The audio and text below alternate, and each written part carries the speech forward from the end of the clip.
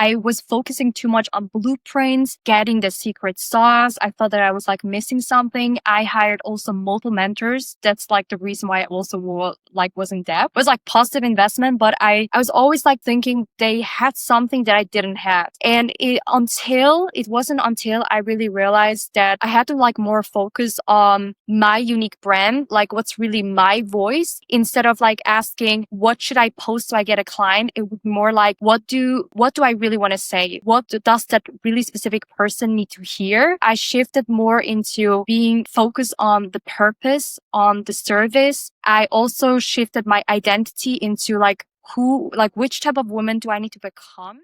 Welcome to Career Coaching Secrets, the podcast where we talk with successful career coaches on how they built their success and the hard lessons they learned along the way. My name is Davis Nguyen, and I'm the founder of Purple Circle, where we help career coaches scale their business to $100,000 years, $100,000 months, and even $100,000 weeks. Before Purple Circle, I've grown several 7- and 8-figure career coaching businesses myself, and have been a consultant at 2 career coaching businesses that are doing over $100 million each. Whether you're an established coach or building your practice for the first time, you'll discover the secrets to elevating your coaching business. Welcome to Career Coaching Secrets Podcast. I'm Kevin, and today we are joined by Ozzin Jun. She has been a coach for 4+ years, been doing digital marketing and consulting since she was 18 years old, and is the founder of Jun International Coaching. Welcome to the show, Ozzin. Thank you so much for having me, Kevin. So happy to be here. Yeah, I'm happy to kind of dive into your story because you're mentioning you're doing digital marketing and consulting since you're 18, and then you transition to coach, and you could have been so many things. I'm sure you could have been a sushi chef, probably a professional tennis player. Of all the things you chose to be a coach. And so I would love to kind of hear, why did you choose coaching and how did you turn it into a business? Yeah, sure. So coaching isn't actually something that I chose from the get-go. I never honestly expected it. When I was 18, I was still in school. I just graduated and then I did a higher study. And for me, after my parents were divorced, I just wanted to help out my mom financially. And I've been just typing in how can I make money online? And I've been to that route, trying really many things, from e-commerce, trading, so many network marketing, and tried those things out. And at some point, I found out that I was going down a rabbit hole, kind of chasing money and never really finding fulfillment. And one time, I came across digital marketing, that you can do affiliate marketing and help other people with that skill and copywriting. And that was something that resonated with me. I found more passion in doing that. So yeah, I dived into that. I invested into a coach and in my first programs. And that's how I advanced in this area. But it wasn't until 2021 where I really got serious in terms of wanting to take this to the next level growth. And that's a moment where I zoomed out again and said, okay, I like marketing, but there's still something kind of missing in terms of the purpose that wasn't really there. And there I really realized, okay, I love to transform people's lives, and it's more than just marketing. It also has a lot to do with, personal growth, foundation, identity work and stuff.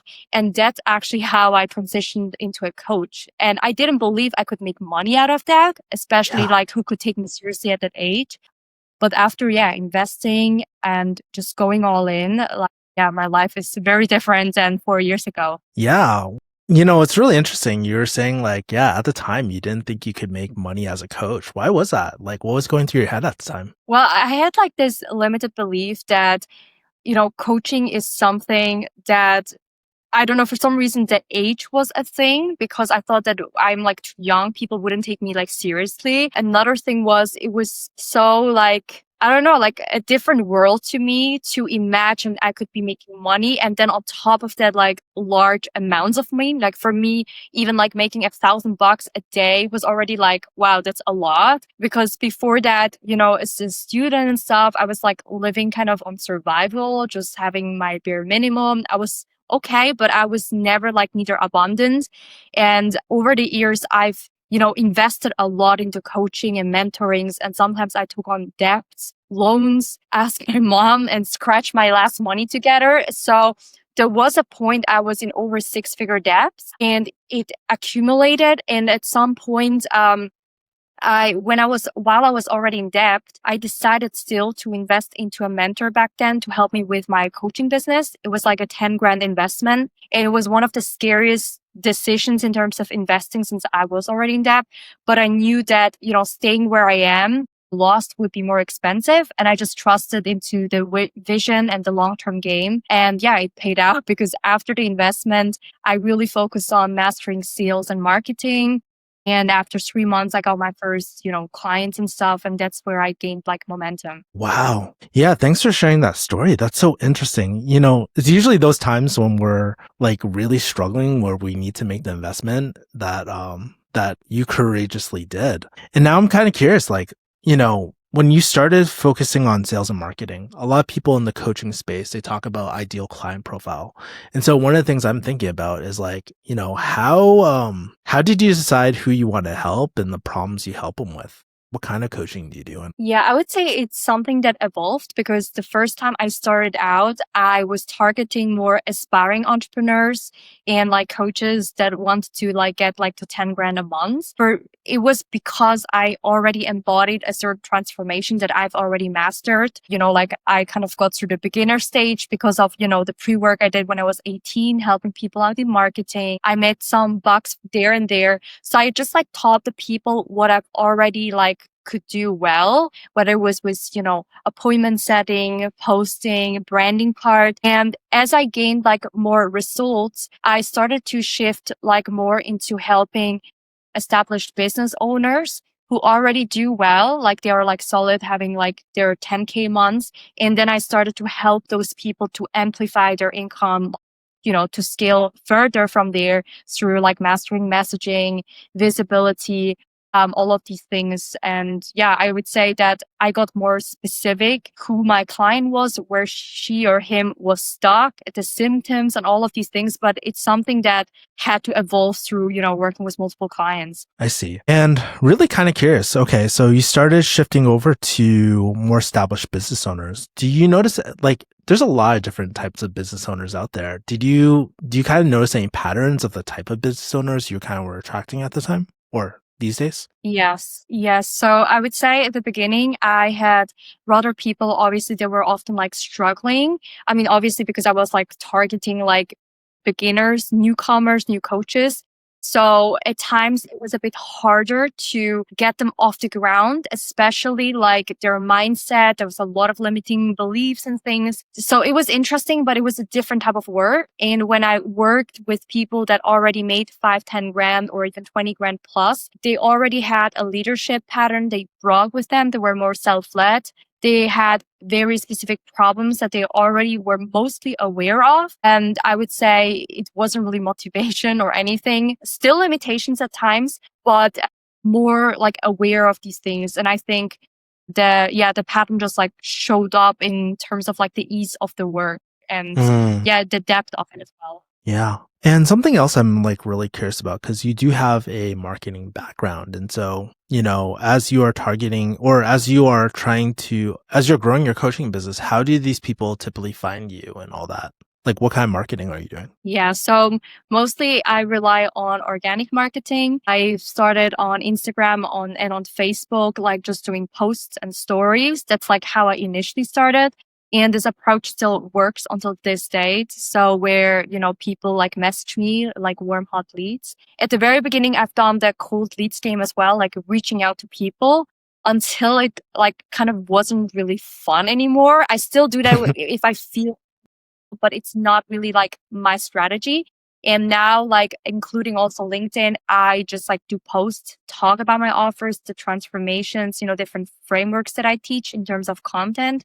And that's how, through referrals or hot leads that comes your way on social media. Yeah, I love that. That's cool. When did you kind of start seeing things like really scale up for yourself? Like how many years in? It sounds like, your marketing was an evolution. It wasn't like, it didn't just all happen overnight, right? And so what's the timeline of like you adding all these things? Well, I would say that for me, what took time, as I mentioned, when I was like 18, I think it was like rather finding like really what's my focus area. The exploring stage is something and becoming that person. That took me time, character. But once I kind of knew, okay, coaching is something I really want to do long term, 2021. After I invested into that coach, it took me actually 8 months until I made my first six-figure cash month. So I feel that the curve really went like exponential up. And the momentum actually with my first masterclass I've done. I remember, I was traveling with my mom in Monte Carlo, and one of my other coach friends said, "Hey, Ozzin, you're, so good with speaking. You should do like a masterclass." And I wasn't really like ready for that, but he already like created the flyer, and he said, "Hey, your event flyer's done. You got to do it like next week." And I did it so last minute, pushing it and inviting people. After I've done it, I sold on that masterclass in those 90 minutes my 43K cash. And that kind of really opened my eyes, like what was possible. And that was for me like the momentum to also like reach my first 100K months. Wow, that's really cool. And so, okay, so now that we understand kind of the marketing and like, I think what was really cool too is like that identity, the identity work, the identity shift, that because a lot of people talk about the tactics, but like the identity work is so important. And I'm kind of curious here, right? Like you kind of gave me a glimpse of who you were before, but who did you have to become to have like those huge revenue months and stuff? Can you give me an idea of like before and after? Yeah, sure. So I think before I was someone that had just a lot of optimism in my life. Like I just knew what I wanted, but I was focusing too much on blueprints, getting the secret sauce. I thought that I was like missing something. I hired also multiple mentors. That's like the reason why I also was in debt. It was like positive investment, but I was always like thinking they had something that I didn't have. And it wasn't until I really realized that I had to like more focus on my unique brand, like what's really my voice, instead of like asking, what should I post so I get a client? It would be more like, what do I really want to say? What does that really specific person need to hear? And I shifted more into being focused on the purpose, on the service. I also shifted my identity into like which type of woman do I need to become in order to hold all of that. It was also questions instead of like, how can I make 100K months? It was like, what's the type of experiences I want inside my business and in my life? Like, do I want to wake up passively to cash? Do I want to travel? How do I want to feel? And also like the long-term character I needed to hold, whether it's like in leadership, whether it's like my blind spot, studying like patterns where I would avoid certain things. So it was really deep work on all the type of things, like being really clear what I want, what I didn't want, what I avoided, recurring mistakes. And based off that, I think I kind of got more clear on the identity instead of like trying to follow too much my mentors and really evolving like my own frameworks, what would work for me or what would differ slightly in the way I would do things. Yeah, there's that really great book by Ben Hardy. He always talks about like be your future self and all that. And so I just like love that. As you're listing it down, I was like, oh yeah, this is like the inner work that gets neglected all the time. And I'm so glad that you kind of spoke about this. Okay. Now I'm sure people are finding it out about you through organic marketing and the other marketing channels that you mentioned before. They're probably like raising their hand and they're probably like, Ozzin, how do I work with you? And so my question to you is like, what does a coaching engagement and your offerings look like? Do you offer mostly one-on-one, group trainings, organizational? Like, I would love to kind of hear about your offerings. Yeah, sure. So currently, the best way to work with me is through one-on-one coaching. You can like message me on Instagram, on Facebook, or on LinkedIn. And there are different like packages and ways to work with me for either 3, 6 months, or 12 months plus. And it usually consists of like one-on-one coachings with chat support. There's also like online video modules that come with that. And I'm also right now working on a new program that will start like next year in January. And it's about a personal branding for business owners. And there I share like the most updated versions when it comes to messaging, the visibility, And especially also the identity part, as I really feel it's a part where people skip the most. And I feel it's the very thing that made me like successful in, beyond business and so many things. So I kind of share this more in depth with the strategies alongside. You mentioned people skip the identity work. Why do you feel like that is? I think it's because it's so easy to kind of like, I think we naturally try to look for a shortcut in what we want. Like, I think it's natural to say, oh, I have like this money goal, or I want to get on stage and do these things. So I think the most natural way for us is to kind of like ask for, how do I get there? And you want to like have like the blueprint, the strategy and all these things. And it sounds also cool to say like, oh, I got a strategy and stuff.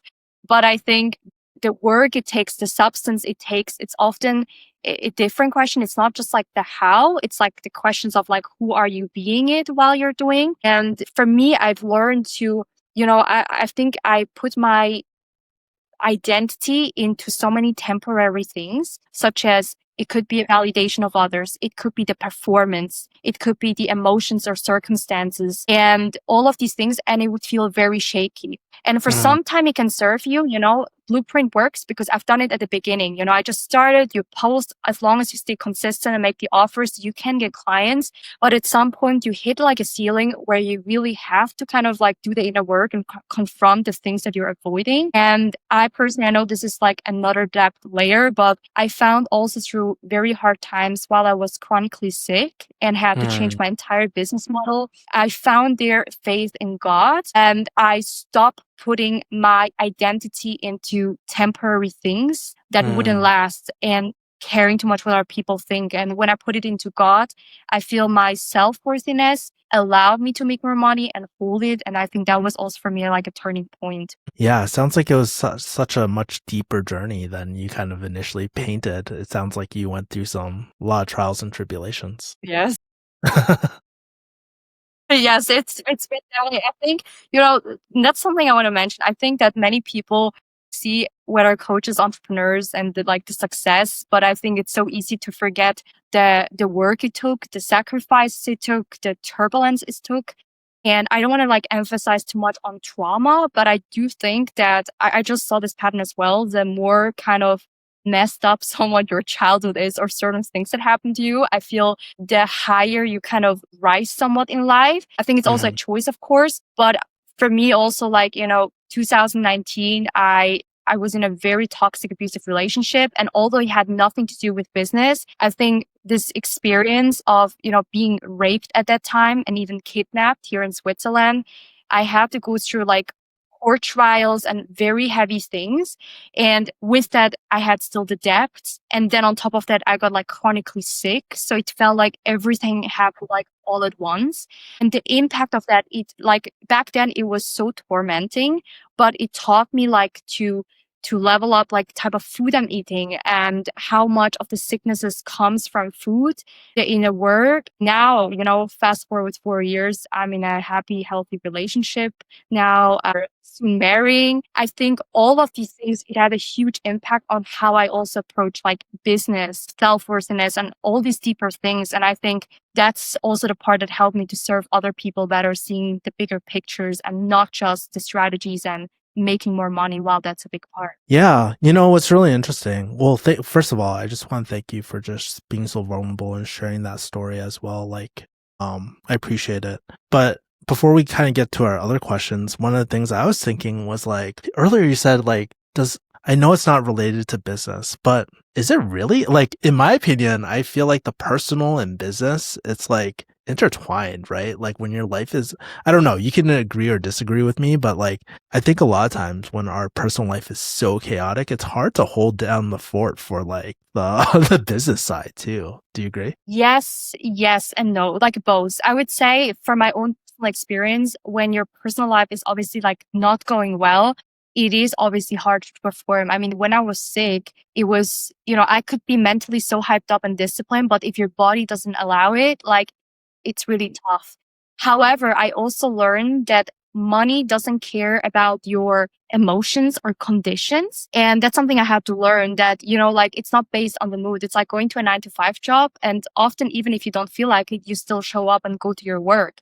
And I consider that same in business. If I'm in business, I have like a clear boundary. Like, I show up professionally. Obviously, I have my boundaries if I can't. If I'm like sick, I have to adapt the approach or like call it off. But I think that it's like more so I can show up like on a podcast, do the client calls very professionally, and still be healing behind the scenes at times where it's needed. I think it's just like learning to lead yourself through these times. But obviously, Yeah. if you don't know how to do that, it is hard.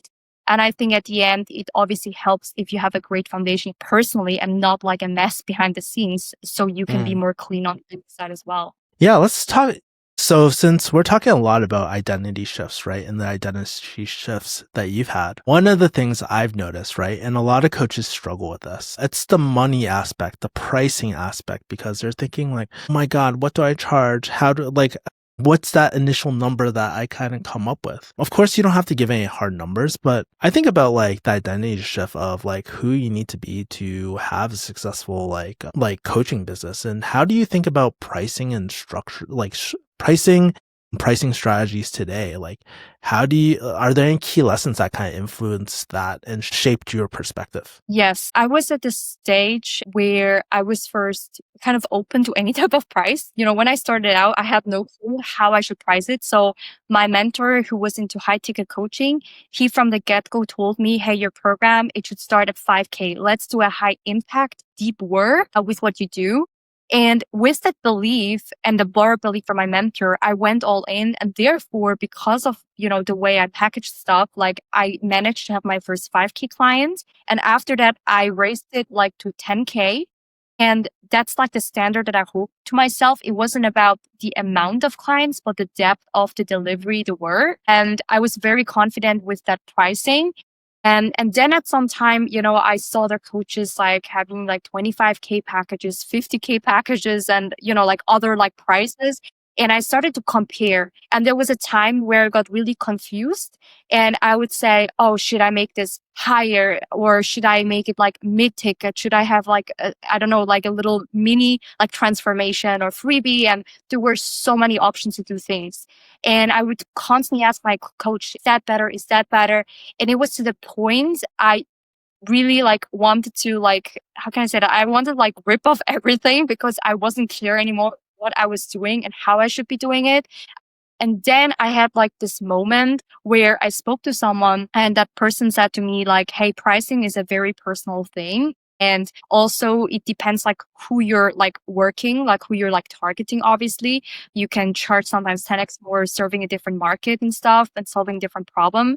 And that's where I just realized everything works. It's just like more so which way do I want it? Which way do I want to refine it? And therefore, like today, like I love high ticket. I love to work deep. So I hold that amount. And then for like coachings or like people that are just starting out, I have like separate course I can offer on a mid-tier level, like for 997 or 497, like for some students. So I kept that part. And I think it's like, yeah, more like focusing on what's the ROI for the client, who is the client, also the avatar, making sure that it feels good so you can serve the person without like money resentment, that it's like too less for Mm. what you're, getting for. That money resentment is so true too, right? Like that's a very good point that you just highlighted as well.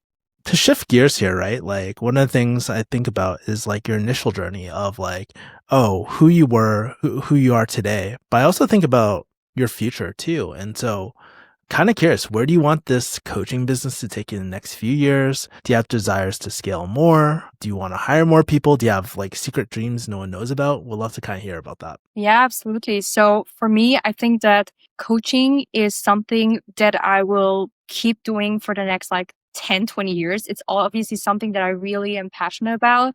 But I think the new thing that will come is to build more of movement around that. And what I mean by the movement is first I started to, wanting just purely doing coaching, but I think that I'm like someone I want to go and connect different industries.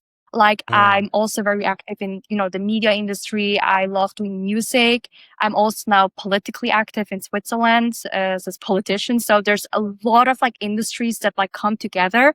But what they have all in common is that I serve in all those industries. I always talk about identity and purpose. And I connect that into also the business part. I just want to build the women power leaders movement where I teach women to be a modern like entrepreneur, but root your identity into God and not into the temporary things. And that's Mhm. probably the biggest thing. Before I had already built an entire community and it was about the Wealth Queen movement. I was like talking and serving mostly women, but there was no God. It was mostly based on business metrics and strategy, some mindset Mm. there and there, but I felt it was more shallow. And I kind of like ripped everything apart since I was like sick. And while I recovered, I really realized I had to build the foundations differently. So I put the identity first and the purpose and the opposite way around. So yeah, I think the purpose is really to empower healings, empower people to have also healthy finances, health, and relationships. Yeah, I love that. And as you are kind of like building this movement, I guess like maybe actually, one of the things I also like to kind of talk about on this podcast too, it's like when we're on Instagram, it's easy to see the highlight reels, right? Like of like, oh yeah, this year in 2025 and everybody posts their like they're like they're like the best moments of the year. But I'm kind of curious too, in this current season of your business right now, some people would call them challenges. I like to think of them as growing pains. Right? Are there any growing pains that you're kind of noticing? Anything kind of unexpected in this season of business right now? Growing pains. I would say, okay, for me, I would say it's understanding and how to prioritize in terms of seasons. So I'm a Mm. very like multi-passionate person. I'm also someone that moves very fast. I would say at times a bit too fast. And sometimes I have to adapt like my pacing and my focus not to do too much at once. So I've gone that route, where I also, done my past. I'm still doing it, but I just like pausing it right now. But I would like say like I have like this thing right now. I'm working on my book that's going to be published in February. It's a huge deal for me. And then there's going to be like events, immersive events I'm going to create and also go to the US, Asia and stuff. Then there's my political engagement. So I've always like had people that ask me, how do you manage all of that? And for me, it's obviously like I have like two assistants. There's AI. There is the way I lead myself. But I think it's really like right now knowing I'm maybe less active on Instagram than usual. Like I still post, but not as every day. But I'm focusing more on getting the work done, like for example, like my book and keeping the clients I have without like really wanting necessarily right now, insane clients. And then from there, next year, once the book is out and certain back end stuff are done, as well as political elections, to go back into the visibility part. That's kind of like where I'm learning to manage it even better. That's so interesting. You have quite a bit going for you, especially with the political stuff, the book. That's why you said not doing too much at once. That's so interesting. Cool. Last segment I would like to ask you, right? So in your years of business, Ozen, you've probably gotten a lifetime of advice by now. Some of it great, some of it terrible, maybe some of it unsolicited, right? And so what's the most overrated piece of business advice that you've gotten so far? And what's the most underrated? Overrated, underrated. I think that I would like actually share an advice that requires more context. So I've been heard this advice a lot, like be consistent. And I think it's an excellent advice because it is like literally the bare minimum to be successful at anything. But I also realized a deeper part of it that, consistency is something very good to start with, but there is a point where consistency alone isn't really the thing that helps you succeeding or just like working really hard. Otherwise, there'll be like, I know so many women that work very hard, they're very consistent, but they're still not making the money. It requires like more depth and skill set around it. Like, and that's like where, for example, where the messaging comes in, where you take the production level, the way you do things, like one step up in terms of the quality. And I think that I would say that advice is good, but I think people should view that as a bare minimum. And then from there, really evolve like the mastery around